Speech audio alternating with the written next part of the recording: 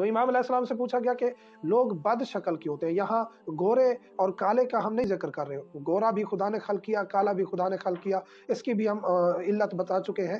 یہ نہیں ہے کہ جو کالا ہوگا وہ بد شکل ہوگا، ایسا نہیں ہے۔ بد شکل یعنی کبھی ہی لوگ، کبھی چہرہ، کبھی شکل و صورت، ایسے لوگ کیوں ہوتے ہیں؟ تو مولا فرماتے ہیں کہ کیونکہ ان کے والدین نے، ان کے ماں باپ نے حیض کے دوران، پیریڈز کے دوران مباشرت کی اور یہ نطفہ ٹھہر گیا، تو جو ولد الحیض ہوتا ہے وہ کبھی ہی اور بد شکل ہوتا ہے۔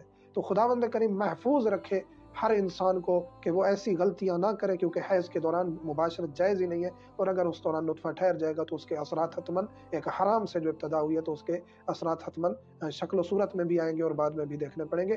تو احتیاط کرنی چاہیے ایسی حرام کاموں میں، اور ایسے چیزوں سے انسان کو اجتناب کرنا چاہیے۔ تو انسان کی چھوٹی چھوٹی غلطیاں اس کی نسلوں میں ایک فساد یا ایک ہجانی کیفیت کو پیدا نہ کریں۔ کہا خدا نے دے کر ہمیں حیدر سا نگہباں، فبأي آلاء ربكما تكذبان۔